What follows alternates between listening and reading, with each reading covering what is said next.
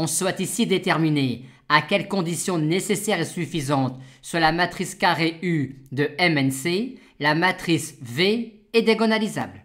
On remarque tout de suite que V envoie les n premières colonnes de la base canonique de M2N1C sur le sous-espace généré par les n dernières.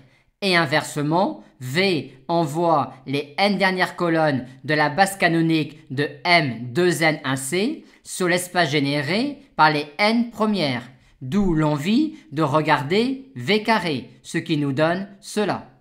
Aussi, si V est diagonalisable, V carré le sera également, et comme V carré est une matrice diagonale par bloc, dire que V carré est diagonalisable équivaut à dire que U le sera. Aussi est-il nécessaire que U soit diagonalisable pour que V le soit. Et on peut trouver une autre condition nécessaire sur U pour avoir V diagonalisable en se rappelant que quand un endomorphisme V est diagonalisable, alors pour tout scalaire mu, le noyau de V moins mu identité est également le noyau de V moins mu identité à n'importe quelle puissance k supérieure ou égale à 1. Aussi, pour que V soit diagonalisable, il est nécessaire que le noyau de V soit également celui de V carré. On a tout de suite qu'une colonne bloc x1, x2 appartient au noyau de V carré si et seulement si x1 appartient au noyau de U et de même pour x2. Et on a également tout de suite qu'une colonne bloc x1, x2 appartient à un noyau de V si et seulement si x2 est nul et si x1 appartient au noyau de U. Aussi, pour que ces deux sous-espaces soient égaux, il est nécessaire que le noyau de U ne contienne que la colonne nulle, et c'est clairement suffisant. Par conséquent, on a cela si et seulement si le noyau de U ne contient que la colonne nulle, c'est-à-dire si et seulement si U est inversible. Et essayons maintenant de montrer que cette condition nécessaire-là pour que V soit diagonalisable est également suffisante.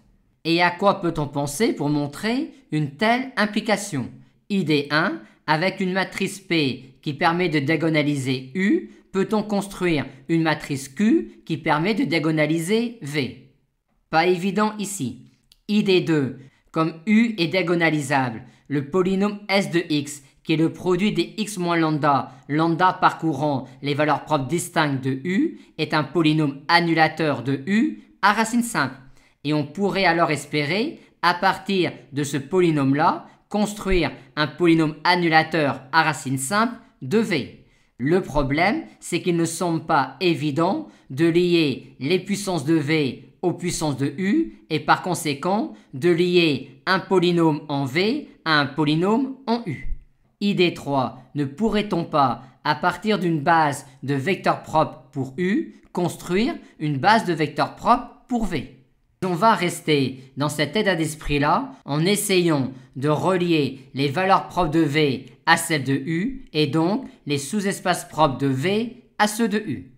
On va pour cela discuter et résoudre l'équation valeur propre Vx égale mux, qui est équivalente à ce système d'équations-là, soit encore à celui-là. Deux cas se présentent alors. Cas 1, si mu carré n'est pas valeur propre de U, l'unique solution de ce système-là est x1 égale 0, ce qui donne également ici x2 égale 0. Par conséquent, si mu carré n'est pas valeur propre de U, mu n'est pas valeur propre de V. Par contre, si mu carré est valeur propre de U, il y aura alors des solutions non nulles à cette équation-là qui seront toutes les colonnes de ce sous-espace propre-là de U. Et il y aura donc des colonnes X non nulles de la forme x1, x2 qui vérifieront Vx égale mux. On a donc montré que mu est valeur propre de V si et seulement si mu carré est valeur propre de U. Et quand tel est le cas, le sous-espace propre de V lié à la valeur propre mu est l'ensemble des colonnes x1 mu de x1 avec x1 parcourant le sous-espace propre de U associé à la valeur propre mu carré. Et on sait également qu'ici, mu ne peut pas être nul vu que U étant inversible, 0 n'est pas valeur propre de U. Or, quand mu est non nul, l'application qui a une colonne x1 associe la colonne x1 mu de x1 est une application linéaire injective. Par conséquent, quand mu carré est valeur propre de U, la dimension de sous-espace propre de U liée à la valeur propre mu carré est égale à la dimension du sous-espace propre de V lié à la valeur propre mu.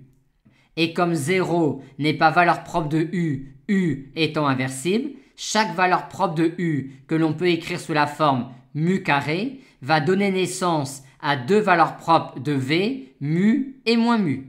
On va maintenant aboutir à V diagonalisable en montrant que la somme des dimensions des sous-espaces propres de V est égale à 2n. Or, les sous-espaces propres de V sont les sous-espaces de la forme ker de V moins mu i et ker de V plus mu i, où mu carré est une valeur propre de U, en se rappelant bien que 0 n'est pas valeur propre de U. Et comme U est diagonalisable et que l'on a cette relation-là, cette somme-là donne n. Et il en est de même pour cette somme-là. Par conséquent, la somme des dimensions des sous-espaces propres de V est égale à 2n, ce qui permet de conclure que V est diagonalisable.